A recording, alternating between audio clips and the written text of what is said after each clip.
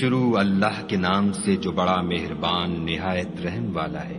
خدا جو نہایت مہربان، اسی نے قرآن کی تعلیم فرمائی، اسی نے انسان کو پیدا کیا، اسی نے اس کو بولنا سکھایا۔ سورج اور چاند ایک حساب مقرر سے چل رہے ہیں، اور بوٹیاں اور درخت سجدہ کر رہے ہیں، اور اسی نے آسمان کو بلند کیا اور ترازو قائم کی کہ ترازو سے تولنے میں حد سے تجاوز نہ کرو، اور انصاف کے ساتھ ٹھیک تولو اور تول کم مت کرو۔ اور اسی نے خلقت کے لیے زمین بچھائی، اس میں میوے اور کھجور کے درخت ہیں جن کے خوشوں پر غلاف ہوتے ہیں، اور اناج جس کے ساتھ بھس ہوتا ہے اور خوشبودار پھول۔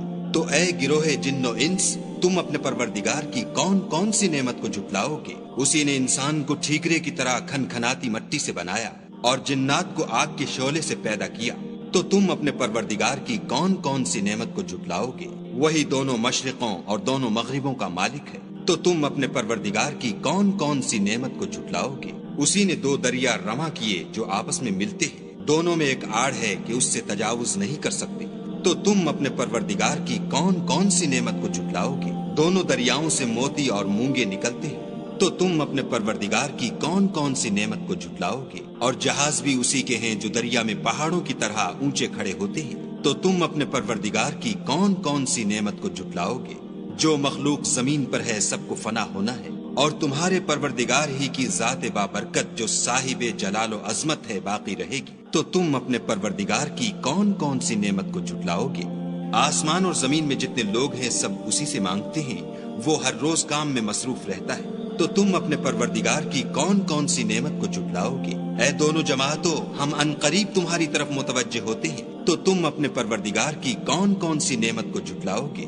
اے گروہ جن و انس، اگر تمہیں قدرت ہو کہ آسمان اور زمین کے کناروں سے نکل جاؤ تو نکل جاؤ، اور زور کے سوا تو تم نکل سکنے ہی کے نہیں۔ تو تم اپنے پروردگار کی کون کون سی نعمت کو جھٹلاؤ گے؟ تم پر آگ کے شعلے اور دھواں چھوڑ دیا جائے گا تو پھر تم مقابلہ نہ کر سکو گے۔ تو تم اپنے پروردگار کی کون کون سی نعمت کو جھٹلاؤ گے؟ پھر جب آسمان پھٹ کر تیل کی تلچھٹ کی طرح گلابی ہو جائے گا تو وہ کیسا ہولناک دن ہوگا۔ تو تم اپنے پروردگار کی کون کون سی نعمت کو جھٹلاؤ گے؟ اس روز نہ تو کسی انسان سے اس کے گناہوں کے بارے میں پرسش کی جائے گی اور نہ کسی جن سے۔ تو تم اپنے پروردگار کی کون کون سی نعمت کو جھٹلاؤ گے؟ گناہ گار اپنے چہرے ہی سے پہچان لیے جائیں گے تو پیشانی کے بالوں اور پاؤں سے پکڑ لیے جائیں گے۔ تو تم اپنے پروردگار کی کون کون سی نعمت کو جھٹلاؤ گے؟ یہی وہ جہنم ہے جسے گناہ گار لوگ جھٹلاتے تھے، وہ دوزخ اور کھولتے ہوئے گرم پانی کے درمیان گھومتے پھریں گے۔ تو تم اپنے پروردگار کی کون کون سی نعمت کو جھٹلاؤ گے؟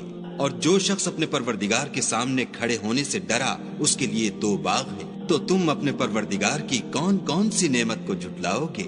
ان دونوں میں بہت سی شاخیں یعنی قسم قسم کے میووں کے درخت ہیں۔ تو تم اپنے پروردگار کی کون کون سی نعمت کو جھٹلاؤ گے؟ ان میں دو چشمے بہ رہے ہیں۔ تو تم اپنے پروردگار کی کون کون سی نعمت کو جھٹلاؤ گے؟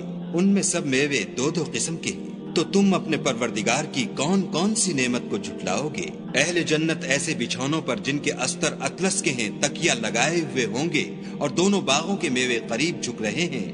تو تم اپنے پروردگار کی کون کون سی نعمت کو جھٹلاؤ گے؟